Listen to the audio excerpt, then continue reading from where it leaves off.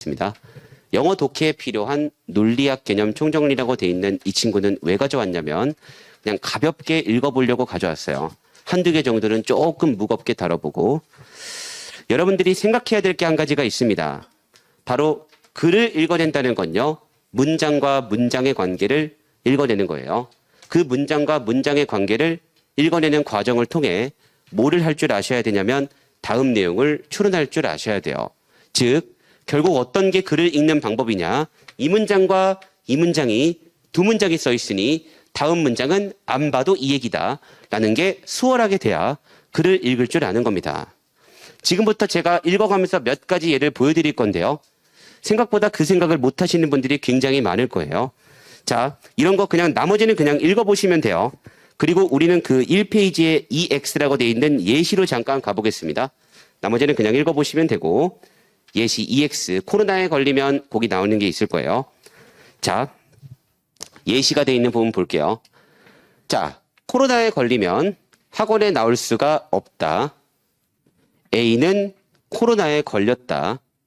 다음 문장에 써 있는 얘기는 어떤 얘기가 될까요? A는 학원에 나올 수 없다라는 얘기예요. 여러분, 이걸 판단할 때 있죠. 어떻게 보통 읽으시냐면요. 코로나에 걸렸다고? 그리고 그 코로나에 걸린 게 뭔지를 내 머릿속으로 생각을 해요.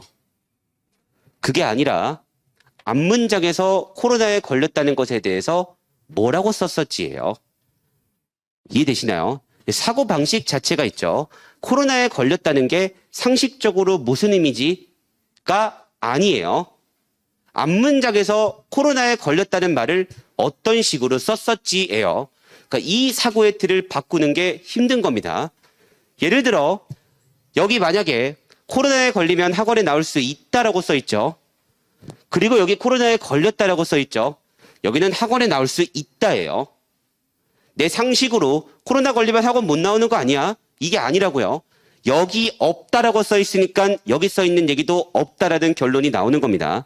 즉, 이 두 문장을 조합했을 때 다음 문장은 안 읽어도 그 말이다 라고 할 줄 아는 눈을 키우는 걸 바로 논리학 개념이라고 하는 거고 글을 읽는 눈이라고 하는 거예요.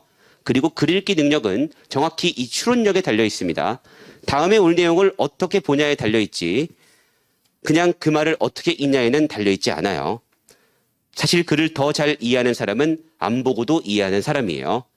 그래서 헷갈릴 때마다 여러분 제가 중급반 때 했던 그 예를 잊지 마세요. 누군가한테 고백했을 때 야, 너가 나한테 아무리 사귀자고 해도 딱 이 말로 대답은 끝난 겁니다. 그 다음 말을 듣는 게 말귀를 못 알아듣는 사람이에요. 다음 말 얘기를 듣고 너가 나한테 이렇게 표현됐으니까 나한테 좀 더 가능성이 있는 거 아니야? 이러면요. 그 사람이 말귀를 못 알아들은 거고요. 그냥 너가 나한테 아무리 사귀자 해도 여기까지 듣는 순간 오케이 끝. 할 줄 알아들을 줄 아는 사람이 말귀를 훨씬 더 잘 알아듣는 사람이에요. 그래서 글은요. 안 보고 알 수 있어야 돼요. 말은 살입니다. 그 논리 구조는 뼈대고요. 살은 어떻게 붙여도 바뀌지만요. 뼈대는 변하지 않습니다. 그렇게 이해하는 연습을 해야 여러분들이 글을 잘 이해할 수 있을 거예요. 그래서 이 두 말을 가지고 예를 냈다는 거 그때 예를 받고 앞문장에서 A면 B다라고 써 있고 여기 A라고 써 있으니 다음 문장은 B 얘기겠다라고 생각한 거 여러분들이 읽었던 영어로 된 글은 거의 다 이런 식이었어요. 근데 한번 생각해 보세요. 이게 당연하다고 느껴진다면 영어로 된 글을 읽을 때 이렇게 읽어본 적이 있는지 이 구성이다라고 따져가면서 내가 과연 읽어본 적이 있는지 분명히 대부분의 글은 이런 식이었거든요.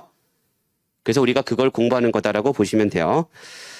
자, 나머지 또 한번 쭉 읽어보시면 되고 그 1페이지 밑으로 갔을 때 2번, 2번 보이시죠? 추론의 또 다른 방법이라고 돼 있는 그 친구도 잠깐 한번 보겠습니다. 또 글을 읽어내려갈 때 여러분들이 알고 계셔야 되는 게 있어요. 제가 이것도 똑같아요. 내 상식으로 납득하지 않는 거. 제가 그 이전에 해설 강의 밴드에다가 제가 한번 재미로 올려드린 적이 있는데 한 번만 더 말로 해볼게요. 제가 여러분들한테 이렇게 말을 하는 거죠. 저는 현빈과 똑같아요. 라고 말하면요. 저 선생이 미쳤나? 라고 하시면 안 돼요. 저 선생이 진짜 드디어 약간 정신이 조금 이상해졌나? 그러면 여러분들은 글을 읽고 있는 게 아니에요. 왜 저런 말을 하지? 다음 문장이 궁금해지면 됩니다. 저 말을 한 이유가 다음 문장에서 궁금하면 돼요. 이게 생각보다 어렵습니다. 특히 내가 알고 있는 지식이다라고 할수록요, 안 읽고 싶어지는 게 인간의 본성이에요. 그렇게 틀리는 겁니다. 그래서 어떤 말을 들었을 때는 어떤 두 소재가 다르다, 또는 그 두 소재가 똑같다, 같은 얘기를 들었을 때는요, 내 머리로 그 둘이 이래서 같지, 아, 이 둘은 다른 게 맞지, 내 머리로 납득하는 게 아니고요. 다음 문장에서 왜 다른지, 왜 같은지, 어떤 기준인지를 눈으로 찾는 거예요. 생각하는 게 아니라요. 눈으로 보는 겁니다. 이렇게 써 있으니까 이걸 가지고 차이라고 말하는 거구나. 마치 뭐 이런 식인 거죠. 나와 현빈은 같다. 같은 인간이라는 점에서. 그럼 인간이라는 점에서니까 다음 문장으로 가서 우리 둘 다 인간이다라는 얘기가 이어지겠죠. 이런 식으로 이해하는 게 글이 돼야 돼요. 그래서 어떤 비교될 만한 두 소재가 나왔을 때 어떤 비교 기준일까라는 걸 고민하면서 본다라는 거. 뭐 이것도 다시 한번 말씀드리고 싶었고. 자, 그 다음에 여러분 다음 쪽으로 가볼게요. 마찬가지로 나머지는 쭉 한번 읽어보시면 돼요. 이거 여러분 시간 날 때마다 한 번씩 읽어보세요. 여러분들의 사고력 향상을 위해 준비한 거고 외우실 필요는 없습니다. 네, 시간 날 때마다 읽어보시면 되고, 그 두 번째 페이지 별 표시한 부분에 이거나를 활용한 추론 이렇게 있을 거예요. 그거는 제가 한번 또 보겠습니다. 이게 or을 나타내는 표현이거든요. 이것도 마찬가지예요. 이 두 문장을 통해 이 문장이 나와야 돼요. 지금부터 추론 연습이니까 꼭 잘 봐주세요. 자, 종현쌤은 서울에 살거나 대전에 산다. 다음 문장, 종현쌤은 대전에 가본 적이 없다. 다음 문장은 안 봐도 뭔 얘기일까요? 종현쌤은 서울에 산다는 얘기겠죠. 제가 이거를 어떻게 아는 거죠? 종현쌤은 대전에 가본 적이 없다라는 문장을 보는 순간 앞문장에 뭐라고 써 있는지가 궁금했던 거예요. 항상 앞문장이 궁금해지면 되는 거예요. 그러니까 지금 저한테 이걸 배우고 있다면 가장 쓸데없는 질문이 사실은 어떤 질문이죠? 한 문장을 들고 와서 이 문장을 한국말로 번역하면 무슨 뜻이에요? 의미가 없는 질문이에요. 이 문장 안에 어떤 관계가 있고 제가 어떻게 관계를 이해하고 다음으로 가면 될까요? 까지는 의미가 있는 질문이지만 그 말을 제가 한국말로 납득하려면 상식적으로 무슨 의미예요는요? 질문 자체가 사실 독해력이 늘지 않는 질문이에요. 왜냐하면 그 질문은 이렇게 대답해야 돼요. 앞문장을 보세요라고. 그럼 알겠죠. 앞문장 없이 그 말 뜻을 어떻게 하나요? 이게 독해를 할 줄 아는 사람의 답변입니다. 잊지 마세요. 그래서 그런 것들이다라고 보시면 되고, 그래서 가본 적이 없대네. 분명히 앞에서 서울에 살거나 대전에 산다 그랬는데 대전에 가본 적이 없다네. 다음 문장 얘기는 서울에 산다는 얘기겠네. 됐나요? 이걸 풀어 쓴 게 글이고요. 마찬가지로 여러분들이 읽었던 많은 글은 이런 식의 형식을 취하고 있었습니다. 근데 내가 한 번도 이런 걸 고민해 본 적이 없다면 지금부터는 고민해야 돼요. 지금부터는 이걸 고민하는 게 그냥 한 문장 읽기 능력보다 한 5,000배 더 중요합니다. 그래서 결국 글은 추론력이다라고 봐주시면 되고, 요거 잠깐 좀 봤고요. 자, 그 다음 이제 여기부터는 조금 더 깊은 얘기를 해볼게요. 이면을 활용한 추론이라고 돼 있죠. 이 얘기를 잠시만 한번 해보겠습니다. 이게 그 유명한 if절 같은 친구예요. A이면 B이다. 우린 여러분 어떻게 배우죠? 여기가 원인이고 여기가 결과라고 배우죠. 보통 조건과 그 조건의 결과기 때문에 이렇게 말할 수 있게 돼요. 그리고 제가 이거 구문 수업할 때 한 번씩 보여드렸던 겁니다. 여러분들한테 어떤 걸 보여드렸냐면 우리가 A이면 A 때문에 B가 된다는 말을 봤을 때 생각할 줄 알아야 되는 게 있다고. 그게 바로 뭐냐면 B가 아니면 A도 아니다의 말도 성립하게 된다는 거. 얘가 지문에 써 있으면 얘는 일치하는 선지예요. 그리고 이렇게 두 문장을 이어서 글을 전개해 나갈 수도 있습니다. 이어지는 말은 전부 같은 말로 구성이 되기 때문에. 그래서 지금부터 보는 것들은 조금 더 집중해서 봐주세요. 정말 중요한 얘기니까 여러분 잘 봐주시면 되겠습니다. 그래서 B가 아니면 A도 아니다의 논리가 성립할 수 있다라는 거예요. 자, 그 밑으로 가서 바로 예시로 보겠습니다. 여러분, 종현쌤이 코로나에 걸렸다면요. PCR 검사에서 양성이 나온다. 라고 돼 있어. 그 다음에 다음 문장을 보니까 종현쌤이 PCR 검사에서 양성이 나오지 않았다예요. 다음 문장 얘기가 무슨 얘기일까요? 코로나에 걸리지 않았다예요. 여러분, 여기 보시면요. 코로나에 걸렸다 A면 결과 PCR 검사 양성. PCR 검사 양성이 아니었다. B가 아니었다. 그러니까 A도 아니다예요. 안 읽어도 그 얘기예요. 이 세 문장의 구성도 제가 지금 어떻게 한 거죠? A이면 B다라고 써있네. 다음 문장을 보니까 B가 아니다라고 써있네. 여기는 A도 아니겠네. 안 읽어도 그 얘기다. 이렇게 글이 전개돼 가는 걸 여러분들이 느껴볼 필요가 있습니다.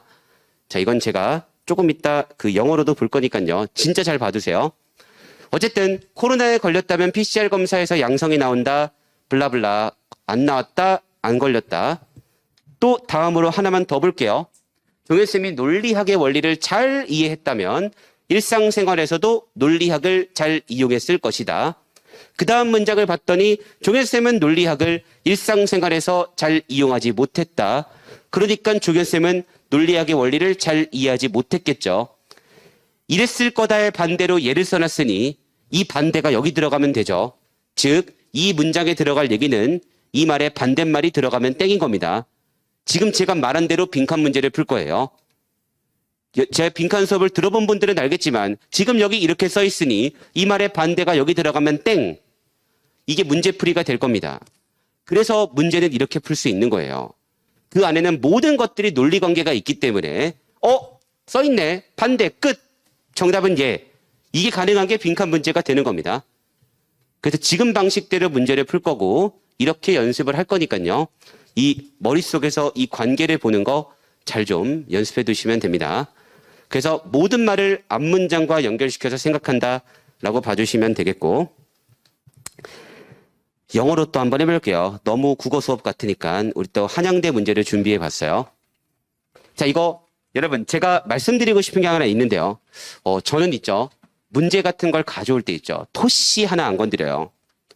왜냐면 제가 토시 하나 건드리는 순간 여러분들한테 사기치는 게 되기 때문에 여러분 잘 생각해 보면요. 선생님들이 막 문제를 내고 막 모의고사를 보고 하죠. 어떤 경우에 사실 그게 왜 의미가 없냐면요. 그 선생님이 문제를 내면 그 선생님 방식대로 다 풀리게 되지 않을까요? 그 선생님이 시험을 내는 출제자가 아니면 그걸 푸는 게 의미가 있나요? 그걸 항상 기억하셔야 돼요. 누군가 가르치는 사람이 문제를 내는 건 사실 무의미해요. 왜냐면 그분이 그렇게 내면 그분 방식대로 풀리겠죠. 가르치는 사람의 본질은요. 남이 낸 문제를 내 방식대로 풀게 만들어야 돼요. 제가 출제위원이 아닌 이상. 그래서 저는 여러분 문제를 가져올 때 토시 하나 안 건드립니다. 이거 한양대에 나왔던 문제 그대로 가져온 형태예요. 이 글이 어떤 문제였냐면 일치하는 것을 묻는 문제였습니다. 한번 여러분 이 문장을 읽어보시고 저 밑에 답이 써 있거든요. 답 보시지 말고 여기서 추론할 수 있는 인과관계를 적어보세요. 이게 맞는 말이면 이렇게 써 있으면 이런 선지가 있을 수도 있겠다를 한번 여러분들 능력으로 적어보시면 됩니다. 한번 판단해 보시고 그 다음 저랑 같이 한번 해볼게요. 자, 제가 시간 2분 드릴 테니까 천천히 드릴게요. 한번 고민해 보시고 그 관계까지 한번 적어보시면 됩니다. 자, 시작해 주세요. 자, 여러분 제가 지금 여러분들 하는 걸 좀 지켜보고 있거든요. 한 가지 좀 느낀 점이 있어서 잠깐 말씀드릴게요. 아직도 어떻게 하시는 분들이 많냐면 이거를 지금 보면서요.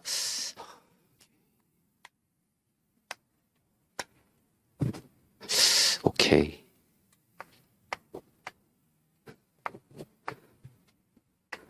정성스럽게 이러시는 분들이 아직도 잘 생각해 보세요. 제가 이런 걸 원했던 것 같은지. 아직도 근데 이런 분들이 많아요. 특징이 뭐냐면 지금 이거 한국말로 읽고 있다는 뜻이거든요. 그냥 한국말 읽기를 지금 또 하고 있는 거예요. To be familiar with. 오케이. 친숙해지는 것은 이러한 장난감들과 지금 이러고 있다는 뜻밖에 안 되거든요. 잘할 수가 없습니다. 단언코 말씀드릴게요. 여러분, 저랑 공부했다면요. 여기까지가 주어고 여기까지가 타동사고 여기까지가 목적어면요. 원인, 결과예요. 이것부터 시작이에요. 이 과감함을 키우지 못하면요. 여러분들 잘하는 친구들 못 이깁니다. 왜냐면 이렇게 했던 친구들 여러분 꼭 기억해 두세요. 이미 제가 30초 드릴 때 다 끝낸 친구들도 있어요. 지금 제가 이거 2분 드렸죠. 이 공간에도요. 30초 드릴 때 이미 이거 다 끝난 분들도 있습니다. 그분들과 함께 싸워서 이기셔야 돼요. 이기려면 과감하게 가세요. 틀리더라도. 목적어, 원인, 결과겠네요. 자, 그리고 또 가볼게요. 그러면 자, 안 읽고 일단 한번 해볼게요. 그러니까 안 읽고 어떻게 조합할 수 있는지. 자, and yet 그러나니까 여기 볼게요. not to apply라고 돼 있죠? apply A to B네요. 자, 그냥 apply 뜻을 모르면 어떻게 하면 되죠? A를 자, 그냥 그대로 써볼게요. A를 B에 apply 하지 않는 것이에요. 맞죠? 그것의 결과가 뭐죠? lack, 결핍 부족. 뭐가 부족한 거죠? 이해도가 부족. 아, 그러면 그 결과가 뭐죠?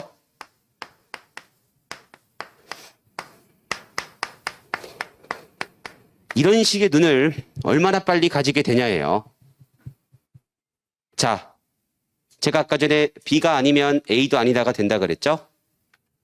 그러면 A를 B에 어플라이 하지 못하면요. 결과, 이해도가 부족한 거래요. 그럼 여러분 어떤 것까지가 일치가 될 수 있죠? 부족의 반대말이면 이해도가 있으면 없다의 반대가 있다면요. A를 B에 어플라이 한다 아닌가요? 그러니까 이게 여러분들한테 보여야 돼요. 그러니까 이런 식의 것들이 보여야 되고 그럼 선생님 2는 어떻게 하셨나요? 이건 너무 많이 연습했던 거 아닌가요? 2가 되면 목적지가 돼서 가거나 그쪽으로 되거나 얘가 일로 간다는 건 여러분 전치사니까 알아야죠. 2는 그쪽으로 가거나 그렇게 되거나 라면 이거잖아요. 얘를 였다 갖다 두는 거겠죠. 그러니까 이런 게 여러분들한테 수월해져야 돼요. 그래야 승부를 할 수 있습니다. 혹시 이거 또 읽었던 분들은 꼭 한번 다시 복습할 때 생각해 보세요. 제가 그래서 이런 말을 했던 겁니다. 지금 읽고 있는 방식으로 나보다 진짜 잘하는 친구들을 이길 자신이 있는지, 영어 외국권에 5년 살다 온 친구를 내가 지금 있는 방식으로 이길 자신이 있는지, to be familiar with these toys를 읽고 있으면서 그 친구들이랑 승부가 될지 과연 쉽지 않을 겁니다. 왜냐면 그 친구들은 이미 다 이해했거든요. 걔네를 이길 거면 걔네보다 더 잘 읽어야 되잖아요. 이렇게 돼야 돼요. 그래야 끝이에요. 이 지문이. 저 진짜 연습 잘 해주셨으면 좋겠어요. 왜냐면 이 학원에도 여러분 또 외국에 또 살다 온 친구들이 있잖아요. 저는 사실 이 학원에 있는 모든 학생이 잘 되길 바라거든요. 진심으로. 왜냐면 브라운 편입만 잘 되고 미안하지만 다른 학원 애들이 안 되면 돼요.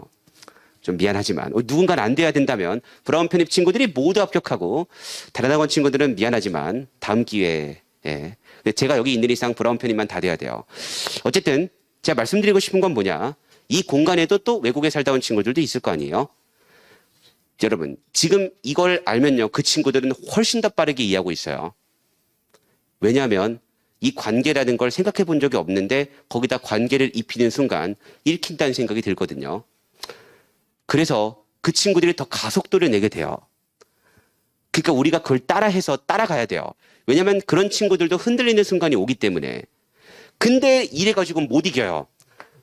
잊지 마세요. 못 이겨요. 진심으로 못 이깁니다. 그래서 잘 봐두시고, 자 이렇게만 찾아볼게요. 우리 정답 선지로 나온 친구를 한번 보겠습니다. 제가 이거 토시 하나 안 건드리고 가져온 한양대학교 문제입니다. if절 보이시죠? 여기 정확히 이해했다 보이시나요? 이해했다 바퀴의 원리를. 여기 보이시나요? 이게 데일리 태스크 아닌가요? everyday use가 데일리 태스크인 거 알면 그럼 얘가 이해도가 있다. 얘가 이거 아닌가요? 어플라이만 어댑트로 바꾼 거지. 그러니까 이렇게 써 있어요. 선지가. 그럼 얘를 이제 정확히 읽으면 이렇게 되는 겁니다. 어떻게 되는 거냐? 이러한 장난감들에 친숙해져요. 그런데 그 바퀴의 원리를 apply A to B, 바퀴의 원리를요. 매일의 일에 적용하지는 못하는 거예요. 이 바퀴의 일을 데일리 태스크에는 적용하지 못하는 거, 그걸 통해 알 수 있는 거 뭐냐? 바로 바퀴에 대한 이해도가 부족했다는 것을 알 수 있다는 얘기예요. 아, 바퀴의 원리를 데일리 태스크에 적용하지 못했다는 거, 그걸 통해 알 수 있는 건 바퀴에 대한 이해도가 부족했다라는 겁니다. 바꿔 말하면 이해도가 있었다면 데일리 태스크에 적용했겠죠. 이렇게 성립한다고요. 이게 한양대학교에 나왔던 선지예요. 그래서 우리가 지금 이걸 공부하는 겁니다. 라고 생각해 주시면 되고, 오늘 복습할 때 꼭 많이 생각해 주세요. 이런 것들은 좀 생각을 해야 보이는 것들이라. 그리고 과감하게 주어, 타동사, 목적어 틀려도 원인, 결과로 보는 연습. 그냥 그렇게 풀고 틀리고 저한테 가져오세요. 제발. 그리고 저한테 물어보세요. 저 이렇게 대충 봤는데 저는 왜 틀렸냐고.